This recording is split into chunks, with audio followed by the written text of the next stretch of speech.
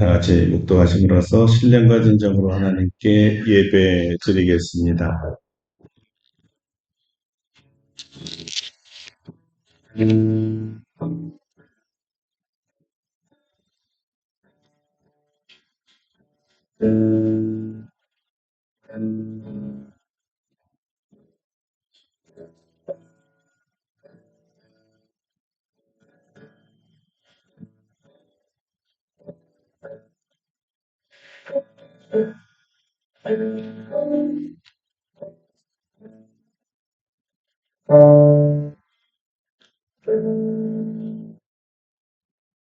아들을 낳으리니 이름을 예수라 하라. 이는 그가 자기 백성을 그들의 죄에서 구원할 자이심이라 하니라. 아멘. 우리를 죄악 가운데 구원하기 위하여 하나님께서 사람이 되시고 십자가에 못 박혀 죽으심으로 모든 죄를 사해 주신 주님께 감사를 드립니다. 우리 구원의 주여, 우리 생명의 주님을 영원토록 찬양합니다. 오늘도 주님의 오심을 기다리며 성탄주의를 우리가 보내고 있습니다. 이 자리에 이미 좌정하사 우리를 다스려 주시고 우리에게 하나님의 나라의 특징들, 의와 평강과 희락으로 채워주실 주님을 찬양합니다. 영원토록 우리를 왕으로 다스려 주시옵소서. 우리 하나님 앞에 경배하며 주님의 이름을 높이오니 우리의 예배를 받아 주시고 오늘 우리에게 준비하신 신령한 은혜를 부어 주시옵소서. 예수님의 이름으로 기도드립니다. 아멘. 다 같이 일어나셔서 찬송가 1장으로 하나님께 영광 돌리겠습니다.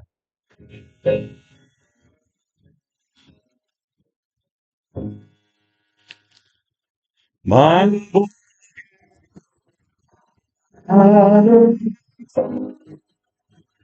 엄백성 찬송기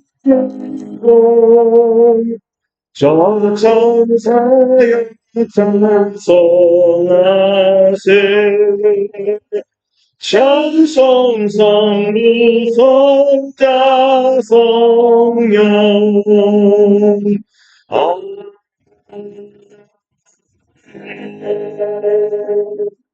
성시교독 118번 구주강림 네 번째입니다. 나는 시온의 의가 빛같이 예루살렘의 구원이 횃불같이 나타나도록 예루살렘을 위하여 준비하는 것이며 이방 나라들이 내 공의를 무두왕이 다 내 영광을 볼 것이요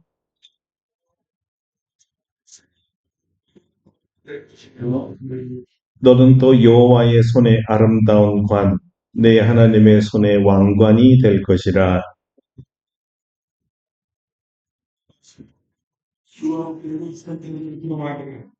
불이 섭을 사르며 불이 물을 끓음 같게 하사 주의 원수들이 주의 이름을 알게 하시며 이방 나라들로 주 앞에서 떨게 하옵소서. 주께서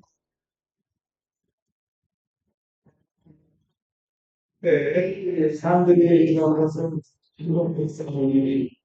주 외에는 자기를 앙망하는 자를 위하여 이런 일을 행한 신을 옛부터 들은 자도 없고 귀로 들은 자도 없고 눈으로 본 자도 없었나이다. 아멘. 침묵으로 참회의 기도를 드립니다.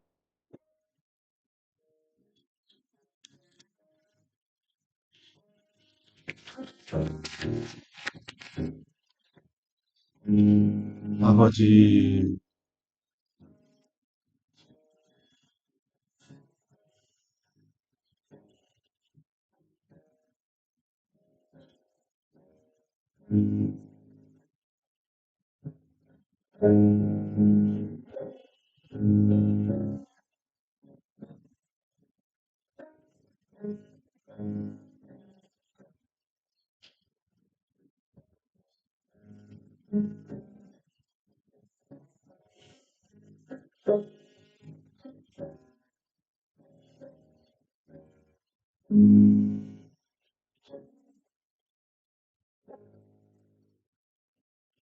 우리를 향하신 하나님의 용서의 말씀입니다.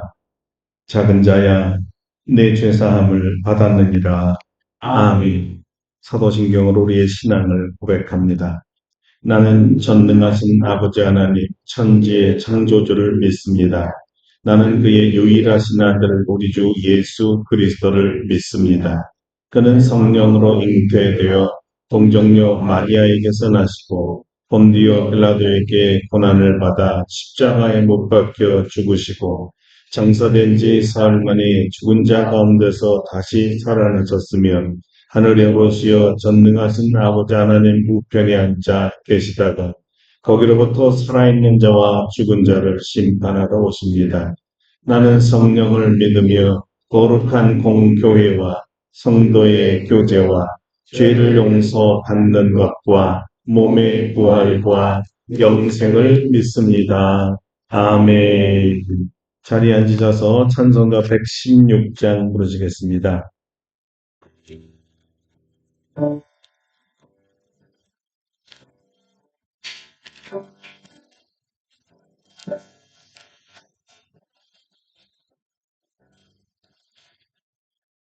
온 방에서 박사들 귀한 예물 가지고 산 넘통을 건너 열단을 왔도다. 오 당일 밤에 맑은 별 아름답고 빛난 별 아기 예수 계신 곳에 우리 인도하여라. 베들레헴 믿음께 나는 황금 드리네. 영원토록 모든 백성 나으려 주소서. 오 당일 밤에 맑은 별 아름답고 빛난 별 쓰신 곳에 우리 인도하여라. 거룩하신 구주께 나는 유양 드리네. 만국 백성 찬송 드려 나는 주 성일세. 오 당일 밤에 맑은 별 아름답고 빛난 별 아기 예수 계신 곳에 우리 인도하여라. 주의 춤을 몸위해 나는 노력 드리네. 세상 모든 죄인을 십자가 지셨네. 오 당일 밤에 밝은 별 아름답고 빛나며 아리수 계신 곳에 우리 인도하여라. 다시 사신 구주님 왕의 왕 되시네.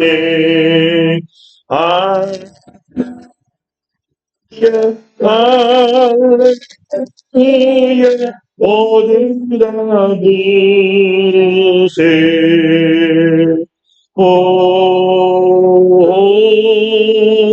하늘 밤에 밝으면 아름답고 빛나며 아기 예수 계신 곳에 우리도 하여라. 아멘. 주행자님께서 예배를 위해서 기도해 주시겠습니다.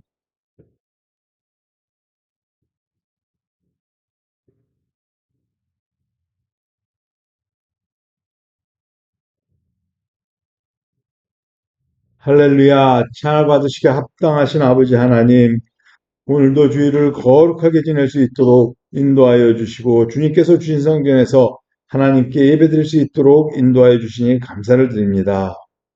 대림절 네 번째 주일을 지나면서 예수님을 생각합니다. 우리를 지으시고 우리들이 죄에 빠져 죽을 수밖에 없는 처지에 놓였을 때 저희들을 위하여 사람의 몸으로 오셔서 저희를 대속하시고 저희들이 다시 하나님과 화목하게 하시고 영생의 소망을 주시니 감사를 드립니다.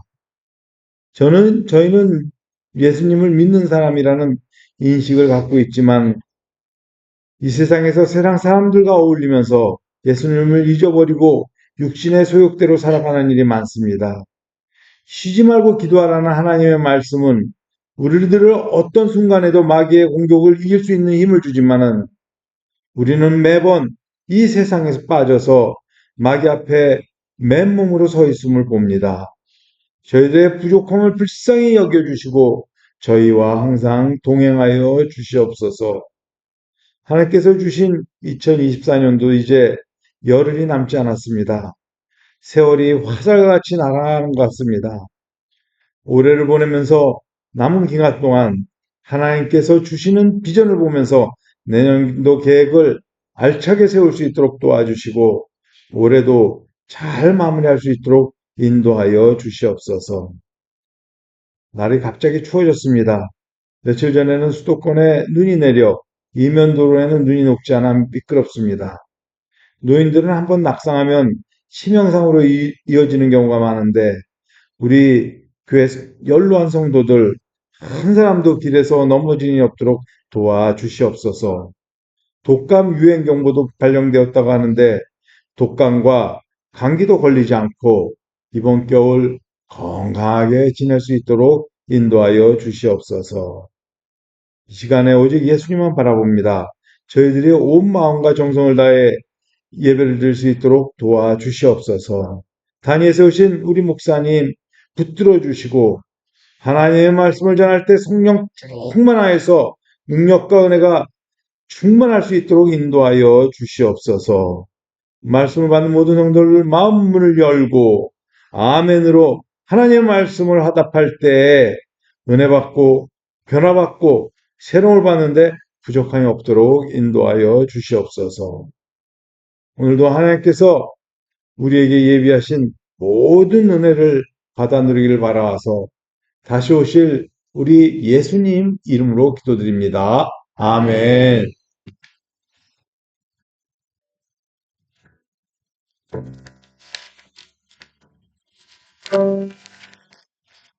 예, 기도 감사합니다. 오늘 우리에게 주신 하나님의 말씀은 신약 성경 마태복음 2장입니다. 마태복음 2장 1절로 2절, 2절 보겠습니다. 마태복음 2장 1절부터 2절 봉독합니다. 헤롯 왕 때 예수께서 유대 베들레헴에서 나심에 동방으로부터 박사들이 예루살렘에 이르러 말하되 유대인으로 왕으로 나신 이가 어디 계시냐? 우리가 동방에서 그의 별을 보고 그에게 경배하러 왔노라 하니. 아멘. 할렐루야. 오늘도 이 말씀으로 우리에게 은혜 주실 줄 믿습니다. 오늘은 메시아 왕이 어디 계시냐라는 제목으로 말씀을 증거하겠습니다. 오늘은 주님의 재림을 기다리는 대림절 네 번째 주일이고요. 성탄주일로 지키고 있습니다. 여러분, 예수님께서 속히 오시기를 기다리고 계십니까? 예. 예수님이 태어날 당시에 유대 백성들도 바로 이 메시아 왕을 간절히 기다렸습니다. 만약 여러분이라면 어떤 주님을 기다리십니까? 대한민국의 대통령이신 예수님 어떠세요? 좀 멋지죠? 요즘처럼 우리 예수님이 우리나라 대통령이었으면 어땠을까? 그런 마음이 든 적이 없었습니다. 여러분들도 그렇습니까? 근데 도대체 우리 예수님은 어디에 계시기에 우리나라에 오시지 않는 걸까요? 오늘 성경에서 그 답을 좀 찾아보려고 합니다. 성서 기자들은 예수님이 하나님의 아들, 다시 말하면 하나님이심을 증명하는 데 애를 썼습니다. 그래서 예수님에 대한 호칭도 가려서 쓰고 세상에 소개했습니다. 왜 예수님이 하나님일까요? 그 첫째 이유를 설명하기 위해서 탄생하신 사건 속에 마태는 동방 박사들이 예수님을 어떻게 부르고 있는가에 관심을 가졌습니다. 그들이 부른 예수님의 호칭은 유대인의 왕이었습니다. 유대인의 왕이죠. 유대인들이 기다리는 왕, 이 왕은 이제 히브리어로 말라크라고 하는데요. 하나님께서 기름 부은 왕을 말합니다. 유대인이 기다리던 유대인의 왕은 다른 나라의 평범한 왕과는 전혀 개념이 다릅니다. 왜냐하면 하나님께서 기름 부은 왕은 메시아 왕이기 때문입니다. 메시아는 헬라어 그리스도인데요. 역시 그 뜻이 기름을 붓다, 기름 부음을 받은 자라는 뜻입니다. 자, 이것을 정리하면 하나님이 이 기름 부은 메시아 왕을 유대 백성들이 기다렸다는 뜻입니다. 이 왕은 백성들을 식민 통치의 속박으로부터 구속하여 해방을 선포하는 왕이었습니다.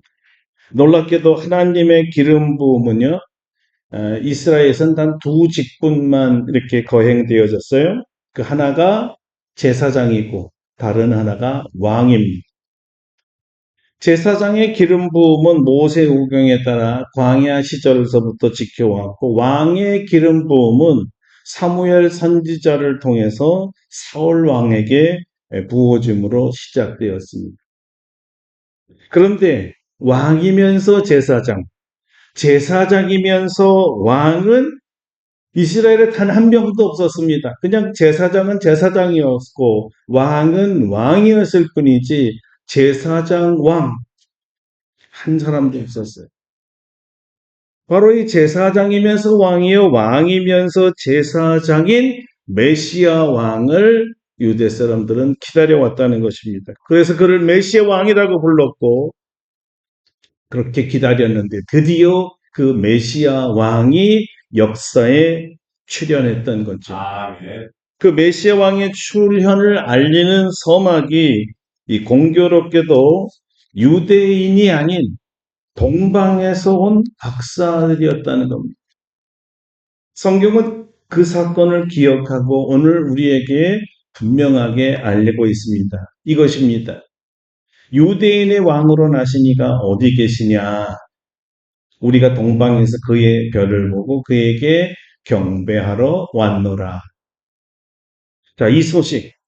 다시 말해서 메시아 왕이 오셨다는 소식이야말로 이 유대인들에게는요, 성경에서 기록한 대로 뉴앙겔리온, 복음, 큰 기쁨의 좋은 소식이었습니다. 예, 문자 그대로 말하면 복음이에요. 큰 기쁨을 전해주는 복음이죠. 왜 복음일까요?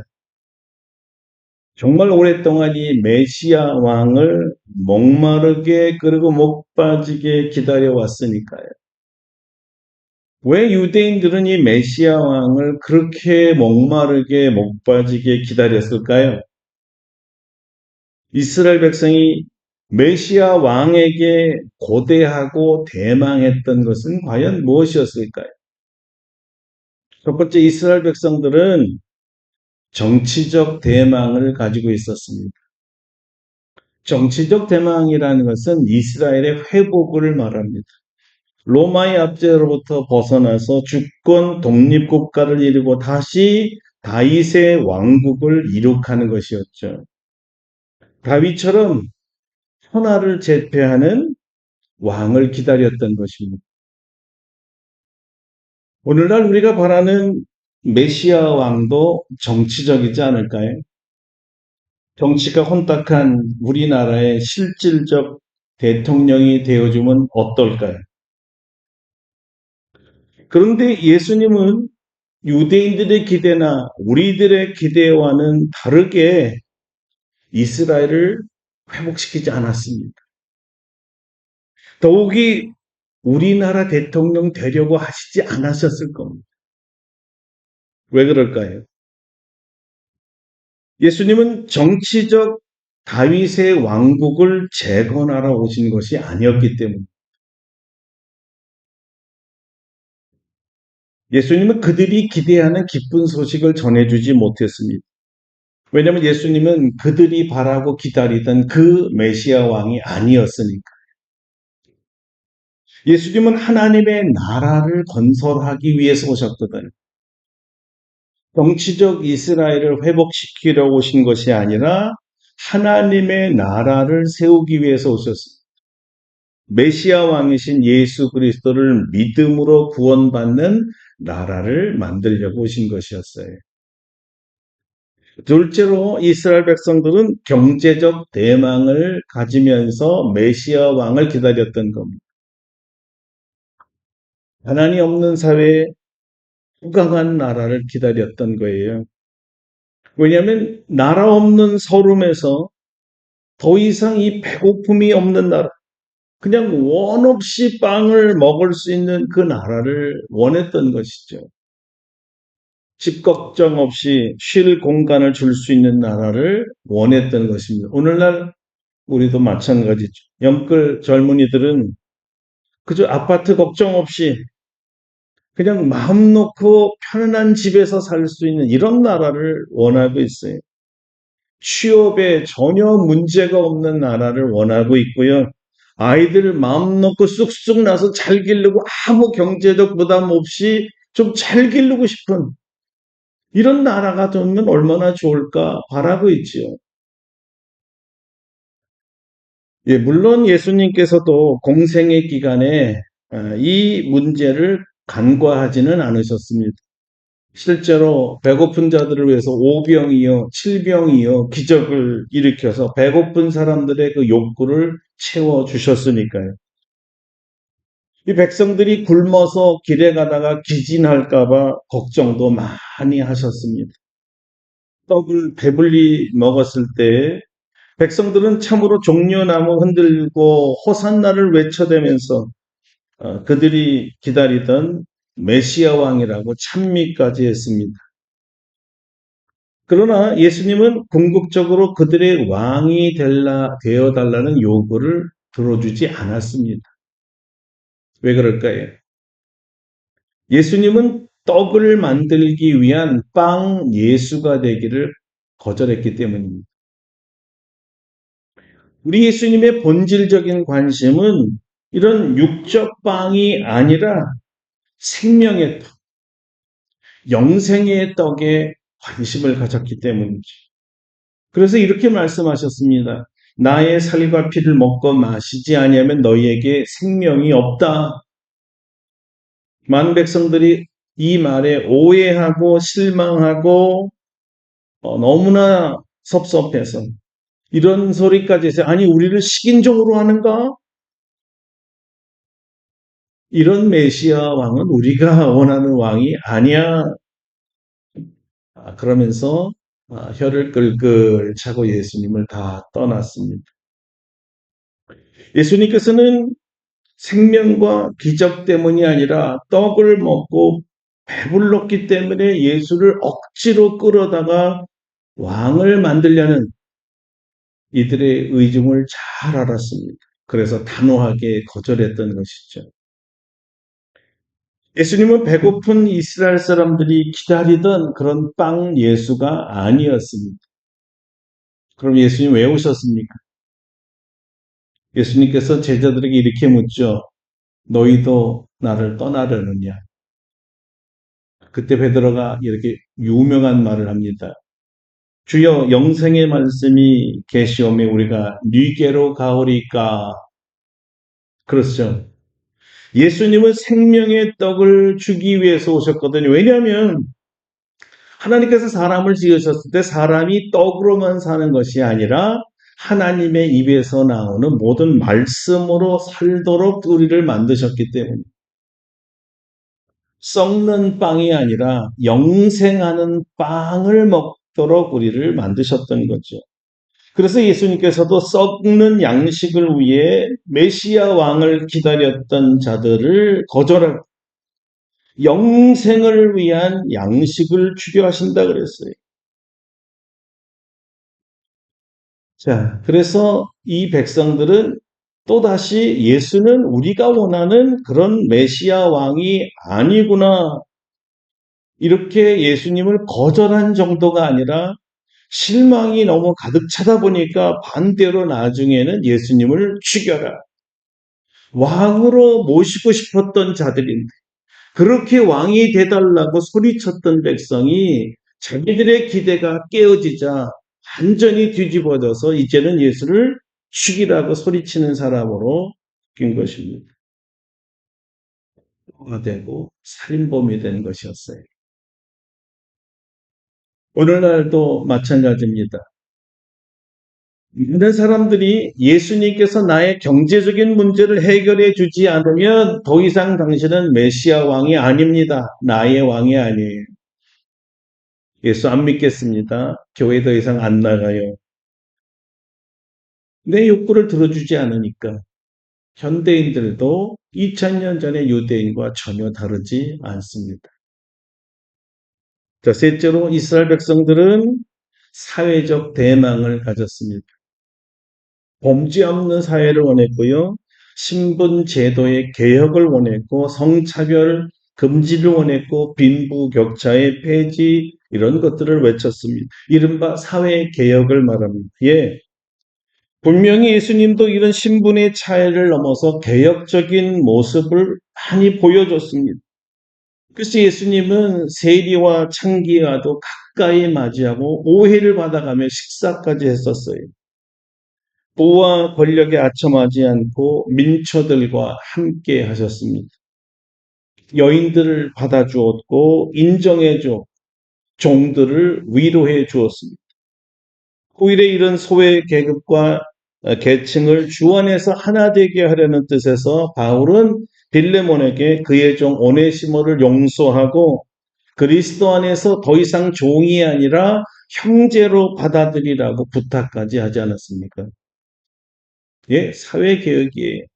종을 형제로 받아들인다는 것은 그 당시에 상상할 수도 없는 것이고 어마어마한 사회개혁이었으니까. 바로 예수님의 정신을 바울이 그대로 실천했던 것이죠. 주님께서 이렇게 말씀하셨습니다. 내가 섬김을 받으려 온 것이 아니고 오히려 나는 섬기려 왔고 내 목숨을 너희들의 대속물로 주려고 왔다고 말씀하셨어요. 어떤 섬김이었을까요? 자기 목숨을 제물로 바쳐서 우리들을 살게 하는 그런 섬김이었습니다. 여기에 문제가 유대인들에게 있었죠. 유대인들이 가만히 보니까 자신들을 위해서 사회 개혁에 앞장서 줄 사람으로 생각했는데, 죽으러 왔다? 종처럼 섬기다 죽으러 왔다. 이게 지도자가 맞는가? 우리에게 곧 죽을 지도자가 과연 필요할까? 백성들의 이 억울함을 위해서 이 제도적인 모순을 갖다가 좀 해결해주고 앞장서서 대변해주고 뭔가를 해줄 메시아 왕을 찾고 기다렸는데, 죽어? 이런 왕은 전혀 우리가 원하는 왕이 아니지. 사회적 욕구를 아무것도 해결해주지 못하잖아. 메시아 왕 아니야. 거절했습니다. 자, 넷째로 이스라엘 백성들은 치유적 대망도 갖고 있었습니다. 그 당시는 전혀 의학이 발달되지 않는 사회였기 때문에 우리 사회보다 고치지 못하는 질병들이 너무나 많았습니다. 가난해서도 병을 고치지 못했지만 부유해도 고칠 수 없는 병들이 많았어요. 뭐 중풍병, 문둥병, 어떻게 그 당시에 고쳤겠습니까? 고침을 받기를 원했는데 안 되니까 그들은 그냥 하늘만 바라봤던 거예요. 근데 이게 웬일일까요? 예수라는 분이 오셔서 그냥 말씀만으로도 고치고 안수하면서 고치는 모습을 보았어요. 그 당시에 난치병, 불치병인데 꼴떡꼴떡 일어나 급기야는 죽은 사람까지 일으키는 것을 보았어요. 실제로 예수님은 그 3년 동안에 너무너무 많은 병자들을 고치셨습니다. 문제가 있어요. 고침받은 건 좋았지만 그 고침받은 수많은 사람들이 병 고쳤다고 해서 구원받은 것은 아니었다는 거죠. 다시 말하면 육신의 질병은 고침을 받았지만 영생을 얻은 사람이 다른 아니었어요. 많은 사람이 병만 고치고 물러갔어요. 예수님의 본질적인 관심은 육체적 질병의 치유가 아니라 영혼의 치료였습니다. 다시 말하면 죄로부터의 구원이었습니다. 병이 재발하지 않도록 주님께서는 다시는 죄를 짓지 말라라고 강조하셨어요. 근데 백성들은 예수님의 경고를 무시했습니다.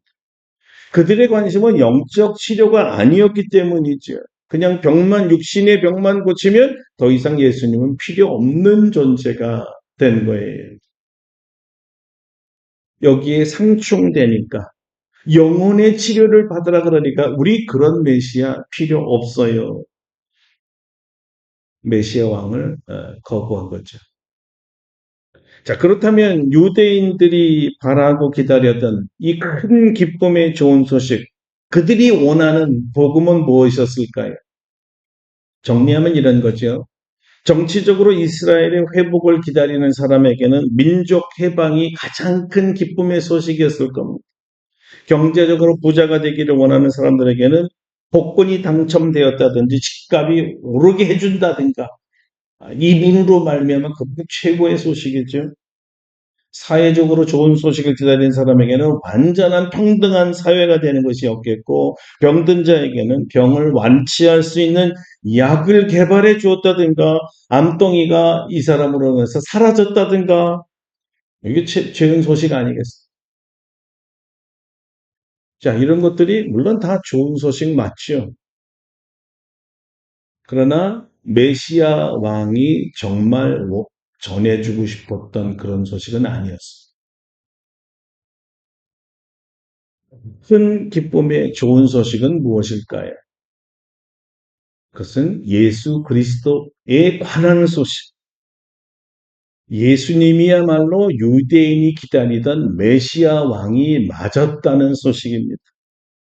그리고 이제 그 메시아 왕이 세상에 태어났다는 소식이죠. 왜 메시아 왕의 탄생이 유대인들에게 큰 기쁨의 좋은 소식이 될까요? 마태가 밝히기를 예수님의 이름의 뜻이 자기 백성을 저희 죄에서 구원할 자이시기 때문에 예수님이 이 땅에 오셨다는 것은 죄인을 위한 최고의 기쁜 소식이 되었던 것입니다. 왜 죄인들에게 좋은 소식이 되죠? 좋은 소식, 다시 말하면 이 복음이라는 것은 모든 믿는 자에게 구원을 주시는 하나님의 능력이 되기 때문이었습니다. 죄인이 바라는 최고의 소망은 죄로부터의 해방이겠죠. 그런데 그 해방자가 오셨다니까 얼마나 기쁜 소식입니까? 정치, 경제, 사회, 건강 모든 문제가 해결될지라도 인간에게 해결되지 않는 문제, 인간 스스로 해결할 수 없는 문제가 하나가 있는데요. 그게 바로 죄로부터의 해방, 죄사함. 숙제는 하나님으로부터만 이루어집니다. 아멘. 여러분도 죄 때문에 식음을 전폐하고 괴로워하신 적 있습니까? 아니면 지금도 괴롭습니까? 죄 때문에 고민하다가 잠잠을 못 주무신 분 계십니까? 죄가 무엇이죠? 죄는 하나님의 법과 뜻에 고의적으로 따르지 않는 모든 행위와 생각을 말합니다. 죄는 하나님의 말씀에 대한 불순종을 말하는 것이고 하나님의 법을 떠나는 불법을 말하는 것이고 하나님의 뜻에 대항하는 불의를 말하는 것이고 거룩함을 버리고 더럽 부정을 말합니다. 이 죄 때문에 창조주 하나님과 이 죄인 사람과의 관계가 단절되었습니다. 교제가 끊어진 거죠. 그래서 하나님을 떠난 이 죄인이 되어버렸기 때문에 그 이후로는 하나님의 뜻이 무엇인지 하나님이 기뻐하시는 것이 무엇인지 알 수도 없고 사실 관심도 없어져 버렸습니다. 하나님이 싫어하는 것을 하고도 아무런 양심의 가책을 느끼지 못하게 되었죠. 그러니까 당연히 하나님께 감사도 없는 것이고 하나님을 영화롭게 하는 데 전혀 관심이 없습니다. 그래서 이 죄는 철저히 자기 중심적인 사람으로 만드는 거예요. 불의와 불법만 따르기 때문에 사실의 죄는 죄를 짓고 한시도 평안할 수가 없는 것이죠. 불안한 겁니다. 죄의 심판으로 언젠가는 형벌을 받을 것을 알기 때문에 두렵고 불안한 거예요. 자, 이 형벌에 대해서 두려워 떠는 이 죄인이 바라는 것이 있으면 무엇이겠어요? 이 죄인에게 기쁜 소식은 어떤 소식일까요? 죄로 말미암아 형무소에 들어가 심판을 기다리고 있는 이 죄인에게 최고의 소식, 최고의 복음은 어떤 것일까요? 그 영국에 가면요, 저 남쪽에 한 마을, 조그만 마을에 프리즌 뮤지엄이라는 게 있어요. 감옥 박물관이라는 것이 있습니다. 지금부터 뭐 한 거의 280년 전의 감옥인데 그 그대로 그때 그 모습 그대로 만들어서 재현을 해가지고 박물관으로 지금 만들어 놨어요. 그 안에는 죄인을 고문하던 모든 종류의 고문 기구들 이것들이 다 진열되어 있고요. 죄수의 방도 그때 그 모습 그대로 재현했는데 이불이 없고 나무로 짝 만든 침대 위에 지푸러기로 이불을 대신해서 주었다고 합니다. 그 지푸러기 덩이, 그 다음에 나무 그릇들이 있습니다. 그리고 놀라운 것은 그대로 나무 그 침대 위에 몇 마리의 쥐 박제해서 올려놨어요. 거기 쥐하고 같이 동거를 해야 하나. 그리고 각종 벌레들이 모형으로 만들어져 있죠. 자, 이 감옥 박물관에 수감되었던 한 죄수가 그림을 하나 그렸어요. 그리고 그 그림 밑에 제목이 이렇게 적혀져 있습니다. My God, my God. 나의 하나님, 나의 하나님이 그림의 제목입니다. 안내인의 설명을 들으면 이분이 하나님께 부르짖으며 기도했던 내용을 그림으로 그렸다는 거예요. 자, 그렇다면 이 죄인 작가 무엇을 기도했을까요? 무엇으로 기도하면서 나의 하나님, 나의 하나님이라고 부르짖었을까요? 자, 안내원의 그 설명을 들으니까요, 이 죄수는 무기징역수였는데, 이 복역 중에 예수님을 만나서 영접했다고 합니다. 자, 자기가 있는 상황을 보니까 쥐와 벌레들과 지푸라기 땀에서 너무 사는 게 고통스러우니까 주님, 이곳에서 나를 좀 벗어나게 해주세요. 추록시켜 주세요. 이거를 간절하게 기도했다는 거죠. 다른 기도가 뭐 있겠어요? 여기서만 나가게 해주세요. 제가 여러분에게 다시 한번 묻겠습니다. 이 늙은 죄인이 무엇을 구했다고요? 그렇게 감옥으로부터 나가게 해주세요. 자, 이것을 우리가 신앙 안에서는 구원이라고 하는 것입니다. 하나님을 떠난 영적 죄인도 마찬가지입니다. 죄인에게 있어서 최고의 기쁜 소식이 뭘까요? 무죄 선언입니다. 1심, 2심, 3심 모든 재판에서 무죄, 당신은 무죄입니다. 무죄 선언을 받는 거예요. 왜 그래요? 무죄 선언을 받아야 죄에서 벗어나서 자유인이 되죠. 추록할 수 있죠.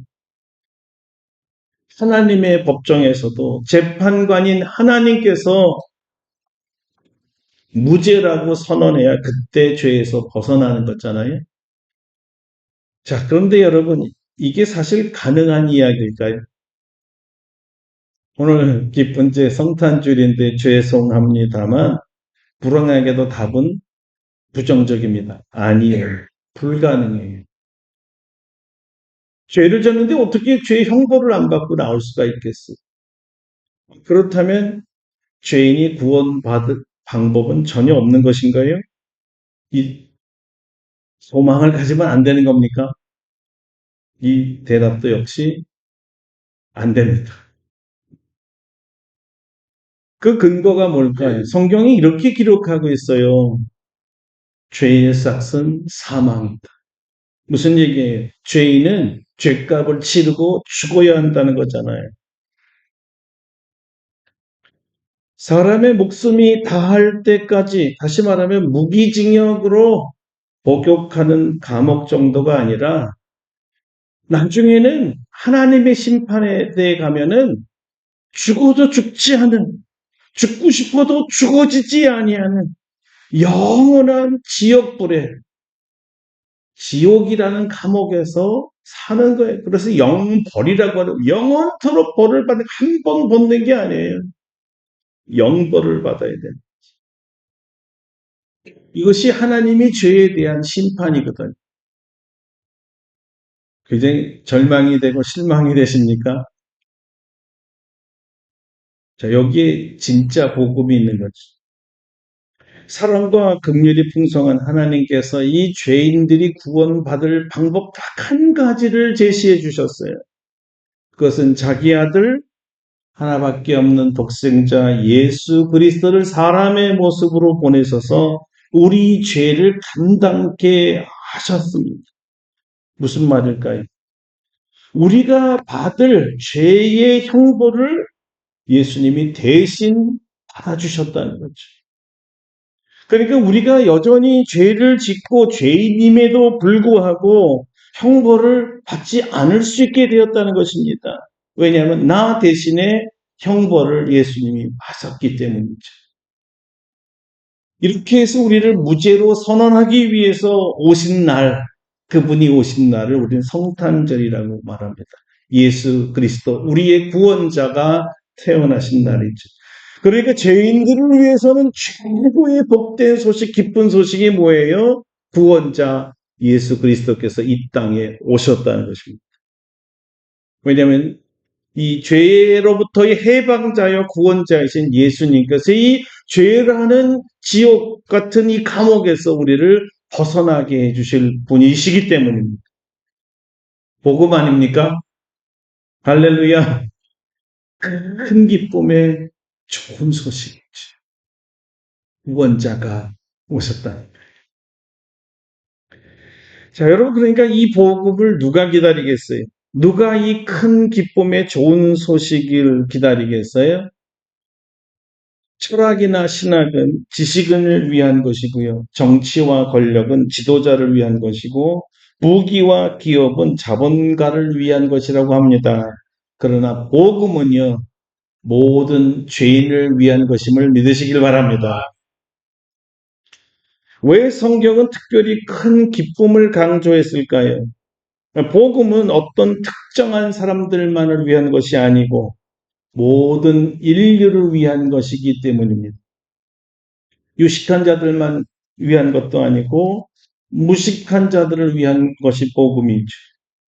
부유한 자들만을 위한 것이 아니라 가난한 사람들도 위해서 존재합니다.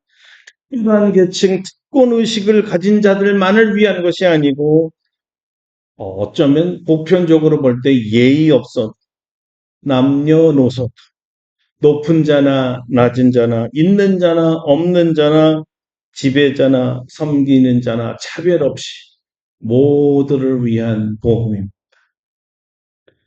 자, 그럼에도 불구하고 유대인은 이 구원자 메시아 왕이 이 땅에 오셨는데 기뻐하지도 않았고 환영하지도 않았습니다.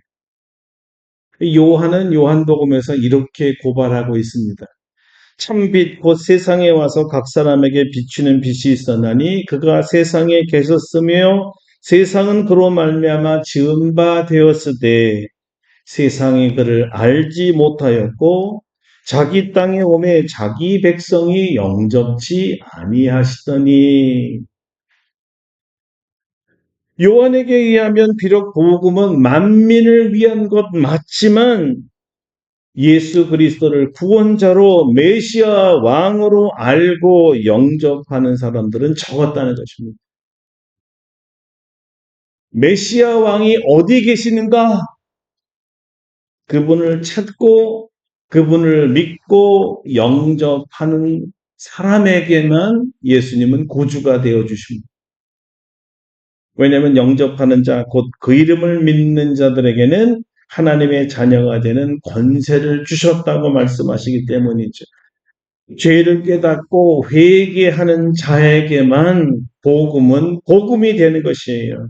죄 용서를 바라는 자들, 죄로 인해 가슴에 상처를 입은 자들, 죄로 인해 죽음의 골짜기를 걸어가는 자들인데 예수 그리스도만이 자기 죄를 구원하러 오신 메시아 왕임을 알고 영접할 때 여러분 그것이 진짜 복음이 되는 것이죠. 아멘. 여러분 이들만이 죄로부터 구원해 주실 메시아 왕이 절대로 필요하고 그분의 구원을 간절하게 기다리던 자들입니다. 이런 분들만이 메시아 왕이신 예수님이 어디 계시냐 찾는 자들이에요. 예수님은 지금 어디에 계십니까? 왜 이들은 메시아 왕을 찾고 있습니까? 오늘 성경은 이렇게 말합니다. 유대인의 왕으로 나신 이가 어디 계시냐? 우리가 동방에서 그의 별을 보고 그에게 경배하러 왔노라. 할렐루야. 아멘. 예수 메시아 왕이 어디에 계시냐 찾았던 이유는 단 한 가지였습니다. 우리가 그에게 경배하러 왔다. 경배였습니다. 경배가 무엇일까요? 문자 그대로 경배하다라는 말은 프로스퀴네어라는 말인데요. 이게 땅에 납죽하게 엎드리다라는 말입니다. 땅에 엎드려서 하나님의 발에 입맞춘다는 뜻이에요. 그러니까 가장 많이 쓰이는 이 입맞추다라는 뜻이 그냥 서서 입맞춤이 아니라 완전히 엎드려져서 또는 무릎을 꿇고 절대자에게 입맞춤하는 모습을 경배라고 얘기했습니다. 무슨 뜻일까요? 높은 사람의 발에 입맞춤을 하려면 어떻게 해야 됩니까? 자기가 낮아져야만 되죠. 무릎을 꿇을 정도로 아니면 아예 엎드렸어. 낮아져야 발에다 입을 맞출 수 있을 거 아닙니까? 이것은 최대한의 높은 자, 지존자, 하나님에 대한 겸손과 존경의 표시를 말하는 것이었습니다. 경배는 그냥 우리가 기뻐서 하는 것이 아니라 내가 얼마나 그분 앞에 낮아짐을 보여주는 태도가 우리의 몸짓이 들어가야 된다는 거예요. 하나님은 얼마나 높으며 상대적으로 하나님 앞에서 나는 얼마나 낮은가를 보여주는 우리의 몸짓이 필요하다는 거지. 엎드리는 것보다 더 좋은 표현이 있을까요? 나를 죄에서 해방시키기 위해 오신 메시아 이 왕께 구원받은 이 죄인이 드리는 최고의 표시가 뭐예요? 경배예요. 엎드려 절하는, 엎드려 감사의 입맞춤을 드리는 거예요. 성탄절이 바로 우리를 구원하러 오신 메시아와 함께 엎드려서 그분의 발에 감사의 입맞춤을 하는 날입니다. 할렐루야. 여러분은 바로 지금 그 메시아 왕 앞에 나와 경배하는 특권을 누리고 있는 중입니다. 여러분이 혹시 외국에 나가서 예배 드릴 기회가 있으셨던 분들은 기억하실 겁니다. 많은 교회들이 예배 시간에 특별히 찬양하는 시간에는 앉아서 안 합니다. 그분을 감히 앉아서 노래할 수가 없는 분으로 신앙을 믿고 있기 때문에 찬양할 때는 적어도 다 일어나서 찬양을 합니다.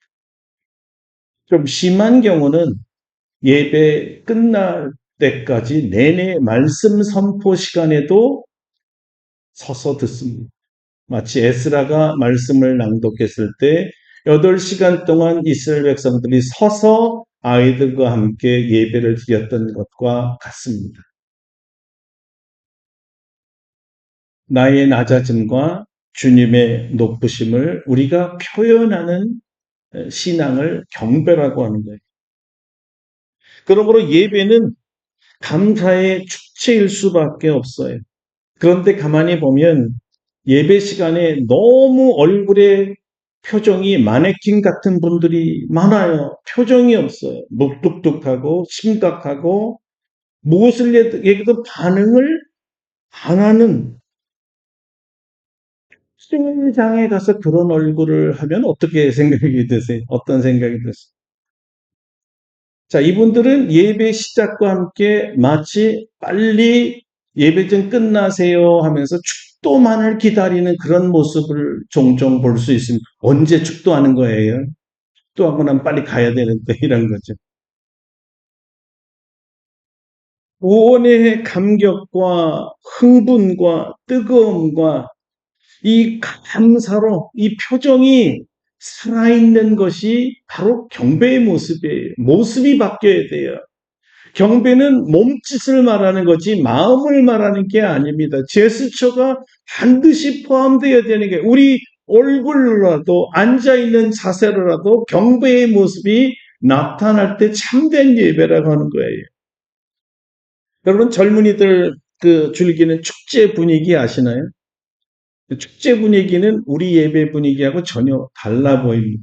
여기 너무 심각하시고 젊은이들이 간 축제 가면 뛰고 함성 지르고 몇 시간을 펄펄펄펄 뛰고 박수치고 소리치고 난리가 나요.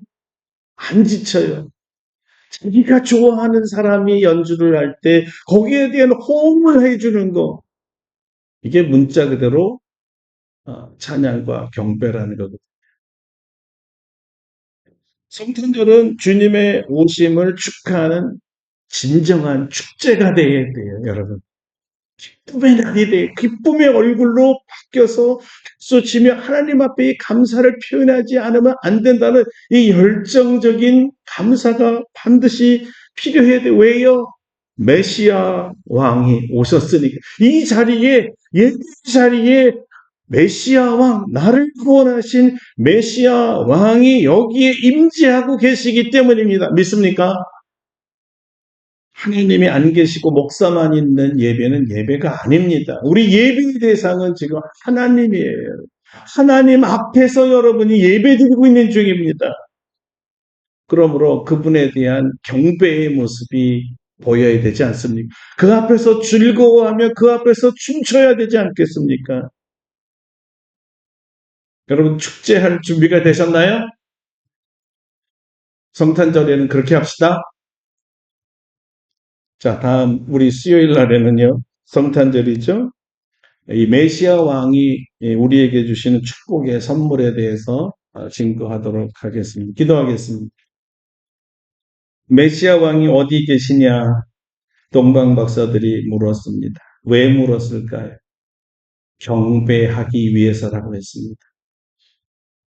우리의 메시아 왕은 정치, 경제, 사회 문제를 해결해 주시기 위해서 오신 그런 분이 아니시고 죄로부터 해방시키기 위해서 오신 분이십니다.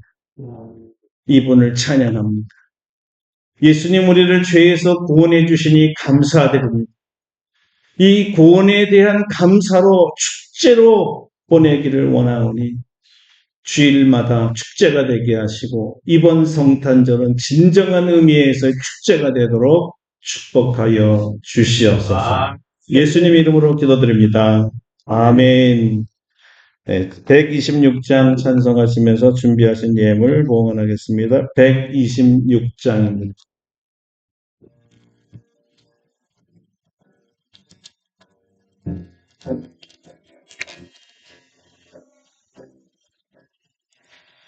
천사 찬송기를 거룩하신 구주께 영광 돌려보내 새해 구주 오늘 나셨네. 크고 작은 사람들 기뻐하다 바여라. 영생자는 왕의 왕 베들레헴 사신 주 영생자는 왕의 왕 베들레헴 나신 주 오늘 나신 예수 하늘에서 내려와 처녀 몸에 나셔서 사랑 몸을 입었네. 세상 모든 사람들 영원하신 주님께 보내세 높이 찬양하여라.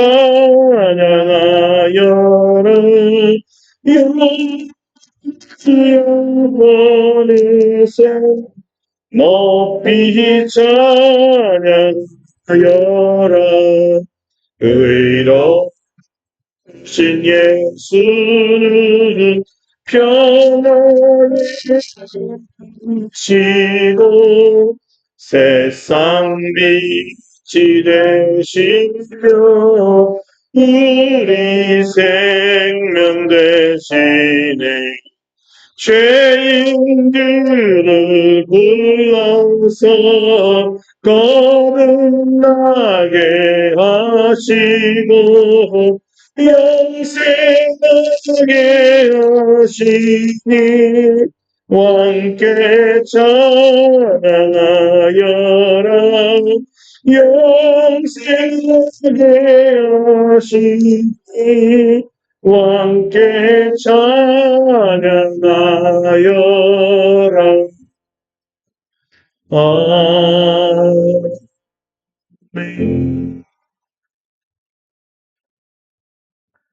우리의 메시아 왕으로 오신 예수님을 찬양합니다. 주 앞에 납죽 엎드리고 주님 발 앞에 입맞추며 경배합니다. 우리 구주 앞에서 기뻐 떠놀며 구원의 감격으로 손뼉치며 소리 지르며 춤추기 원합니다. 우리 하나님을 찾는 이유는 경배하기 위해서입니다. 주님, 온 성도들이 예배 드릴 때마다 여기에 현존하시는 주님을 바라보며 납죽 엎드려 주님의 발에 입맞추고 일어나 그 주님의 성호를 찬양하며 박수치며 춤추는 경배자들이 되게 하여 주시옵소서. 오늘 성탄주일에 동방박사처럼 주님 앞에 귀한 예물 드립니다.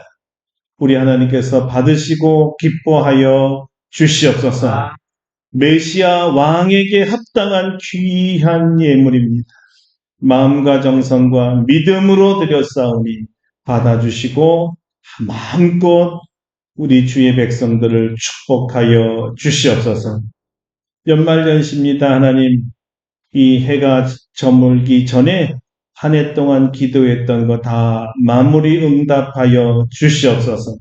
온 성도들에게 성령 충만하게 하시고 올해 우리의 지경을 넓혀달라고 기도했사오니 모든 영역의 지경이 넓혀지게 하여 주시옵소서. 건강의 지경이 넓혀지게 하여 주옵소서. 영역의 지경이 넓혀지게 하여 주시옵소서. 성소의 지경이 넓어지게 하여 주시옵소서. 큰 부흥을 허락하여 주시옵소서. 이제 날씨가 많이 추워졌습니다. 우리 온 성도들을 눈동자같이 보호하여 주시고 우리 감기나 타박이나 각종 질병들이 틈타지 아니하도록 보호하여 주시옵소서. 다시 한번 주님을 찬양합니다.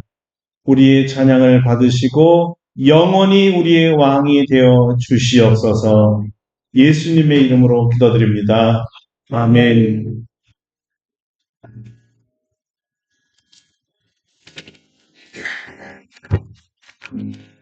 다 같이 일어나셔서 123장 찬송하고 축도하고 예배를 마칩니다. 123장입니다.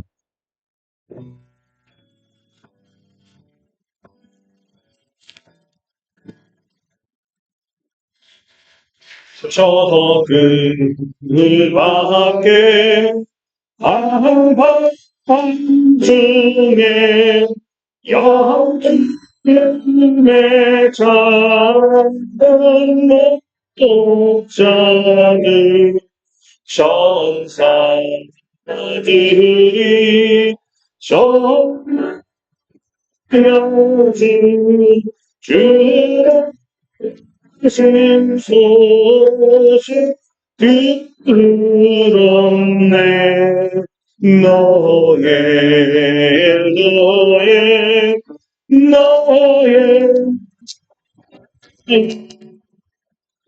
이스라엘 왕하셨네.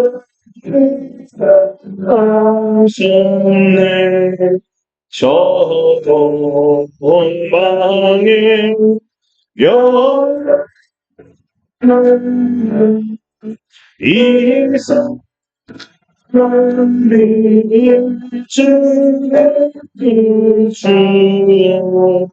이 땅 위에 그 영광이 너도 주님 저거였네. 너의 가에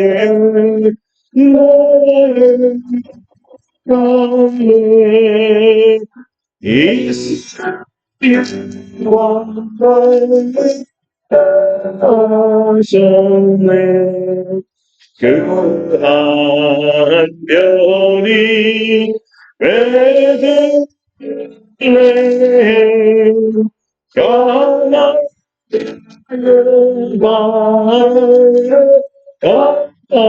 가나니 아들이 예수 누구세신 그 보호자가 엄청내 너의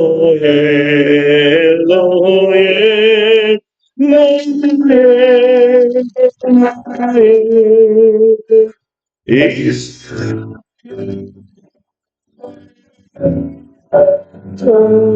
이스라엘 저 동방에 와서 그들이 세리고 저하고 그 법에 나가서 세리에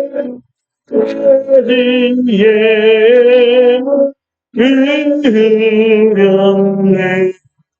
너의 너의 이스라엘 나셨네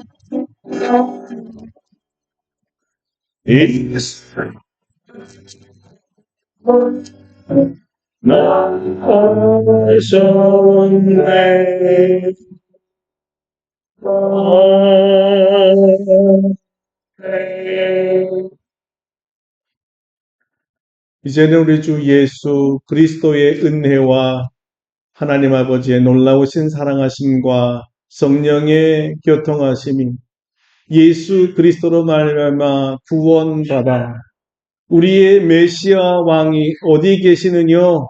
내가 그 앞에 나아가 엎드려 경배하겠노라 다짐하며 나아가는 사랑하는 모든 성도들 심령 무예와 예수님으로 말미암아 구원받은 온 백성들 심령 무예 이제로부터 영원토록 함께 하시옵기를 간절히 축원하옵나이다. 아멘.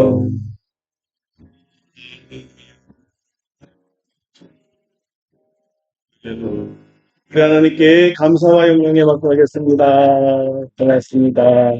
네, 백색하시겠습니다.